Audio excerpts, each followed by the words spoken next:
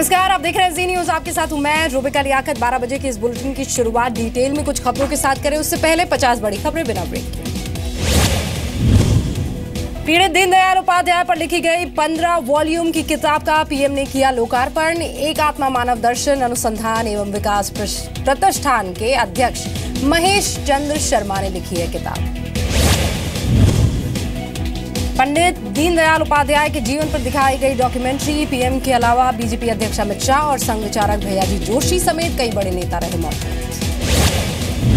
दिल्ली के विज्ञान भवन में हुए प्रोग्राम में अमित शाह ने दिया संदेश। पंडित दीनदयाल उपाध्याय के जीवन में दिखाई जीने की राह।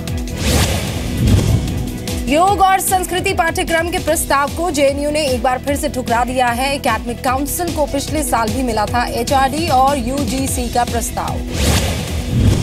नॉर्थ कोरिया के रॉकेट परीक्षण एरिया में हलचल से हड़कंप मच गया है। नॉर्थ कोरिया फिर कर सकता है परमाणु परीक्षण। सैटेलाइट से ली गई तस्वीरें दिखा रही है ये खबर। जम्मू कश्मीर में हमले के लिए आतंकी लूट सकते हैं हथियार। जम्मू कश्मीर में आतंकी हमले को लेकर आईबी का ये अलर्ट है, सूत्रों के हवाले से खबर मिल रही है। जम्मू कश्मीर के पुलवामा में आतंकवादियों ने पुलिस वालों से छीने हथियार। 2 SLR राइफल लेकर भागे आतंकी। सुरक्षा बलों का सर्च ऑपरेशन जारी है।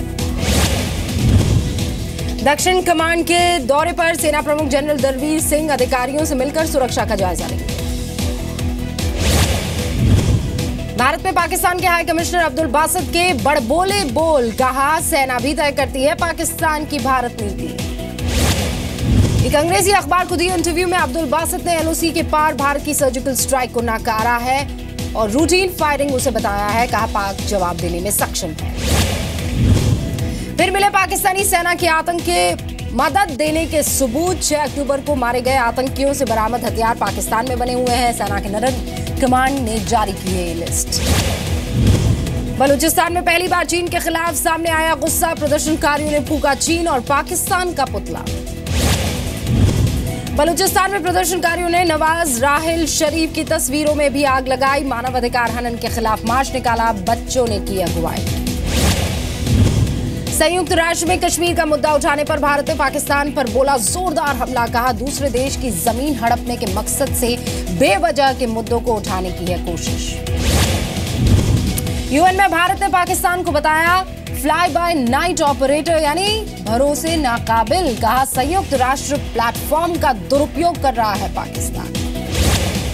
ब्रिक्स सम्मेलन में पीएम मोदी चीन के राष्ट्रपति से उठा सकते हैं मसूद अजहर पर प्रतिबंध का मामला। चीन ने यूएन में एक बार फिर से मसूद अजहर पर डाल दिया है अड़ंगा। कांचीराम की पुण्यतिथि पर मायावती ने किया शक्ति प्रदर्शन। लखनऊ में बीएसपी की महारैली है। हर विधानसभा क्षेत्र से 10,000 कार्यकर्ताओं के जुटने का दावा है। मायावती ने साधा अखिलेश सरकार पर निशाना। प्रचार पर करोड़ों खर्च करने का आरोप लगाया। कहा, बीएसपी की जीत ही कांचीराम को सच्ची श्रद्धांजलि है। नवजोत सिंह सिद्धू की पत्नी नवजोत कौर की सफाई है। उपचुनाव नहीं चाहती थी इसलिए नहीं दिया बीजेपी से इस्तीफा। क्षेत्र में काम रुक जाने की भी जताई चिंता। हैदराबाद में अंधश्रद्धा यानी अंधविश्वास ने ली है एक मासूम की जान। करीब 68 दिनों तक उपवास रखने वाली 13 साल की आराधना की मौत हो गई। 8वीं में पढ़ने वाली आराधना ने 3 अक्टूबर को तोड़ा था उपवास। व्रत तोड़ने के बाद उसके घर पर पारना नाम का उत्सव भी धूमधाम से मनाया जा रहा था, लेकिन उसके बाद आराधना की मौत हो गई। आराधना की मौत पर चाइल्ड राइट्स एसोसिएशन ने पुलिस को एक लेटर लिखा है। लड़की के मां बाप पर केस दर्ज करने की मांग की है। केरल में दलित बीजेपी कार्यकर्ता की हत्या को लेकर बीजेपी अध्यक्ष अमित शाह ने सीपीएम पर आरोप लगाया। मुख्यमंत्री से न्याय दिलाने की मांग की है। गोवा में परफ्यूम स्पेशलिस्ट मोनिका गोडे की हत्या में खुलासा हुआ है। पोस्टमार्टम रिपोर्ट के मुताबिक गला घोंटकर हत्या हुई है। यूपी में 11 आईएएस अफसरों के तबादले की खबर है। रमारमण को फिर बनाया गया नोएडा अथॉरिटी का चेयरमैन। खून की दलाली वाले बयान को लेकर कांग्रेस उपाध्यक्ष राहुल गांधी के खिलाफ यूपी के चंदौली में केस दर्ज हो गया है। सीजेएम कोर्ट में मानहानि की धाराओं के तहत मुकदमा दर्ज हुआ है। कानपुर में भी राहुल गांधी के खिलाफ सड़क पर बीजेपी का हल्ला बोल। राहुल के पोस्टर को पिलाया खूनी रंग। राहुल ने कहा था सैनिकों के खून की दलाली कर रहे हैं पीएम। बिहार के टॉपर स्कैम में बड़ा खुलासा हुआ है। रूबी राय ने नहीं लिखी थी अपनी कॉपियां। पटना पुलिस को मिली एफएसएल रिपोर्ट। एमपी के बैतूल में मोबाइल में करंट आने की वजह से एक युवक की मौत हो गई है। चार्जिंग के दौरान ईयरफोन लगाकर गाना सुन रहा था। यूपी के कानपुर में बीच चौराहे पर पुलिस वालों की पिटाई। अवैध वसूली को लेकर दारोगा ने पहले रिक्शे वाले को पीटा, फिर मौके पर मौजूद लोगों ने दारोगा और होमगार्ड को पीटा। यूपी में सीएम अखिलेश की महत्वाकांक्षी प्रोजेक्ट आगरा लखनऊ एक्सप्रेसवे पर हुआ driving test. CM Akhilesh Yadav ने ट्वीट करके जानकारी दी। दिल्ली के सीएम अरविंद केजरीवाल का दावा, अगले 2 से 4 महीने के अंदर 1000 मोहल्ला क्लिनिक तैयार हो जाएंगे। दिल्ली के सीएम केजरीवाल का केंद्र सरकार पर हमला, कहा 1.5 साल में दिल्ली सरकार के फैसलों को रद्द कर एलजी दिल्ली में अराजकता जैसे हालात पैदा कर रहे हैं। महाराष्ट्र की महिला बाल कल्याण मंत्री पंकजा मुंडे का कथित ऑडियो क्लिप सामने आया है। धमकी देते हुए सुनाई दे रही हैं पंकजा मुंडा। मध्य प्रदेश में कुपोषण दूर करने के लिए बनी समिति का अहम फैसला आया है। पुरानी पोषण आहार व्यवस्था को खत्म करने पर सहमति बन गई है।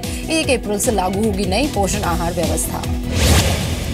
एमपी के श्योपुर में कुपोषण से 116 बच्चों की मौत का आंकड़ा जारी करना सीएमएचओ को पड़ गया भारी। सरकार ने सीएमएचओ के प्रभार से हटा दिया है, जिला अस्पताल में किया अटैच। मेरठ में भैंसे की बोली लगी 9.25 करोड़, लेकिन मालिक ने किया बेचने से इनकार। उम्दा नस्ल के पशुओं की दौड़ में ये भैंसा जीत चुका है बहुत सारे अवार्ड।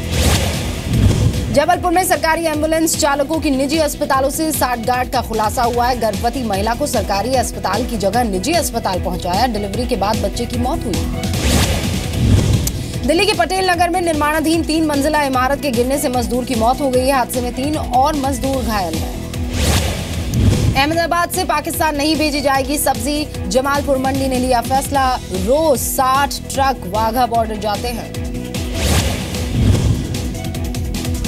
यूपी में व्यापारियों ने जुलाई में चीन के सामान यानी चीनी सामान की होली दहन की है। चाइनीज सामान ना खरीदने और बेचने का संकल्प लिया है। केंद्र सरकार से चीनी सामानों के आयात पर रोक लगाने की मांग भी की है। यूपी के फर्रुखाबाद में पति ने पत्नी की हत्या के बाद खुद को भी गोली मार दी। दहेज की मांग को लेकर घर में अक्सर कलह होती थी।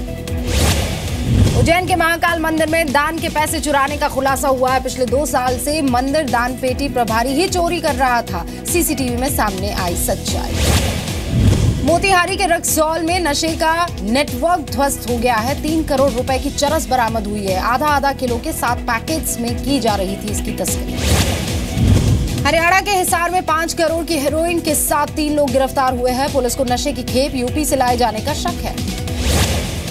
यूपी के बागपत में व्यापारी से मांगी 2 करोड़ रुपए की रंगदारी। गैंगस्टर अनिल दर्जना और मोनू जाट के नाम से आई चिट्ठी। पुलिस ने केस दर्ज कर जल्द गिरफ्तार करने का आश्वासन दिया है। आज महाअष्टमी पर देश भर के मंदिरों में देवी दुर्गा की आराधना हो रही है। सुबह से ही मंदिरों में भारी भीड़ देखने को मिल रही है।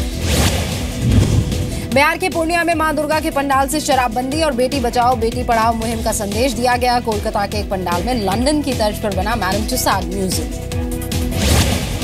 महाअष्टमी के मौके पर बिहार के सीएम नीतीश कुमार ने दिए पटना देवी के दर्शन पटना देवी के दर्शन, राज्य की खुशहाली के लिए की प्रार्थना। छत्तीसगढ़ के जांजगीर चांपा के नैला रेलवे स्टेशन के पास दुर्गा प्रतिमा बनी आकर्षण का केंद्र। नोटों और रत्नों से की गई है सजावट।